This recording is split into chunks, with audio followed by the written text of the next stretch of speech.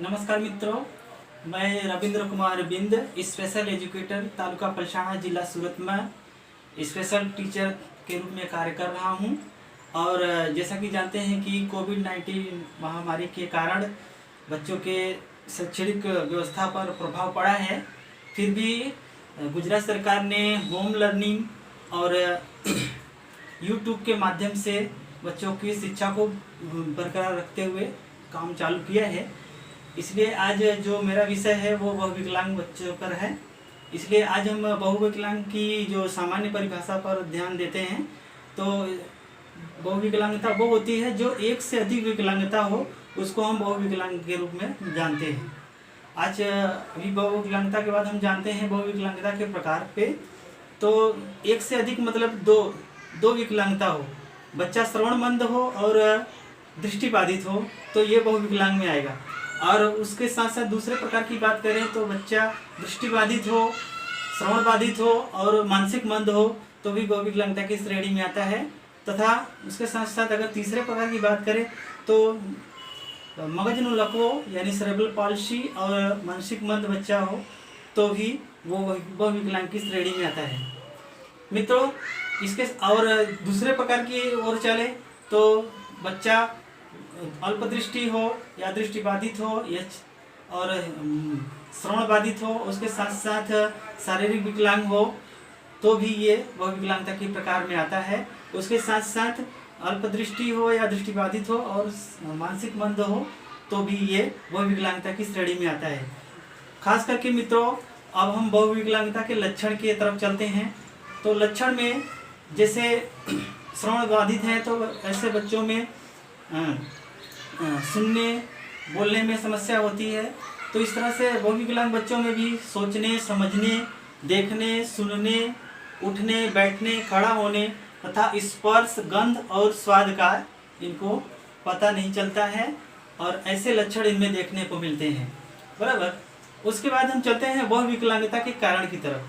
तो बहुविकलांगता के कारण यानी गर्भावस्था के समय, जन्म के समय और जन्म के बाद, ये 3 कारण आते हैं।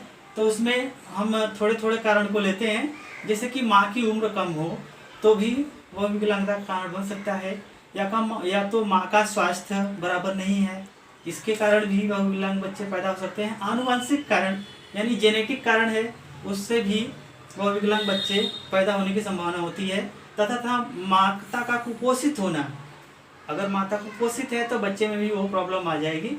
और गर्भावस्था के दरमियान चोट वोट लगना, यानी कि गर्भावस्था में जब माता हो कहीं गिर जाती है या तो वजन उठाना, ये सब अगर समस्या होती है तो भी बच्चे में प्रॉब्लम हो सकती है। आवश्यक दवाओं का सेवन करा, जो अनावश्यक दवाएं हैं उनका सेवन करने से भी प्रॉब्लम हो जाती है। कभी कभी माता को पता नहीं रहता है और हाई डोज ले लेने से भी बच्चे प्रभावित हो जाते हैं। उसके बाद चलते हैं अनमेच्योर डिलीवरी, यानी कि बच्चा पूर्णतः पेट में बना नहीं रहता है, उसके बाद डिलीवरी हो जाती है तो भी दिक्कत आ जाती है। लंबे समय तक प्रसव पीड़ा, यानी कि ज़्यादा समय तक प्रसव पीड़ा हो और बच्चा पैदा ना हो तो भी बच्चे में प्रॉब्लम आ जाती है। या तो कभी कभी होता है कि बच्चा पैदा होते समय उसका जो नाभि नाल होता है बच्चे के गर्दन के चारों तरफ लिपटे होने के कारण उसमें सांस लेने में समस्या होती है और इस कंडीशन में भी बच्चे में प्रॉब्लम हो सकती है। जन्म के समय बच्चे का देर से रोना, सबसे मोस्ट ये बात है कि जन्म के समय अगर बच्चा देर से रोता है तो उसके ब्रेन में ऑक्सीजन सही टाइम पे नहीं पहुंच पाता है, जिससे कि उसके मस्तिष्क से साथ साथ हाथ पैर या अन्य भागों पर भी उसके प्रभाव पड़ सकते हैं ऑक्सीजन की कमी के कारण। या दूसरी बात करें तो बच्चे का वजन कम होना, यानी सामान्य की तुलना में अगर 2.5 किलो का बच्चा है तो सामान्य है, और अगर उससे नीचे लो वजन है तो भी बच्चे में प्रॉब्लम आ जाएगा। या तो जन्म के समय पीलिया हो जाना, कभी कभी कोई बच्चे में मिलता है कि जन्म के समय उसको पीलिया वाली कमड़ो रोग हो जाता है, जैसे शरीर पीला पड़ जाता है। या तो जन्म के बाद बच्चे को बुखार आना, तेज बुखार आना, मेनिंजाइटिस, मस्तिष्क जो है, ऐसे प्रॉब्लम में भी बच्चे में समस्या आ जाती है। अगर अगले कारण की तरफ चले तो टीकाकरण का ना होना, यानी इम्यूनाइजेशन, सही समय पे माता को टीका न लगा हो, सही समय पे बच्चे को टीका न लगा हो, तो ऐसे कंडीशन में बहुविकलांग बच्चे पैदा होने की संभावना बढ़ जाती है। ये तो बात कर रही हमारी बहुविकलांगता के कारण की। उसके बाद चलते हैं बहुविकलांगता के प्रशिक्षण, यानी बच्चा बहुविकलांग हो गया तो हम उसको कैसे प्रशिक्षण क्या करेंगे कि उसमें थोड़ा संभवतः सुधार हो सके। तो कोई भी बहुविकलांग बच्चा हो, खास करके डेफ ब्लाइंड वाला बच्चा, सुन भी नहीं सकता, बोल भी नहीं सकता और देख भी नहीं सकता है, तो ऐसे कंडीशन में डेफ ब्लाइंड बच्चों को हम क्या कराएं कि वो अपने को थोड़ा बहुत आत्मनिर्भर बना सके। तो सबसे पहले हम जो हमारे आसपास या तो बच्चे के वातावरण में जो भी वस्तुएं हैं उनकी हम पहचान कराएंगे, चाहे वो एडियल हो, चाहे ब्रश की पहचान कराना, टूथपेस्ट की पहचान कराना, टॉयलेट की पहचान कराना, ये सभी वस्तुओं से हम उसको परिचित कराते हैं।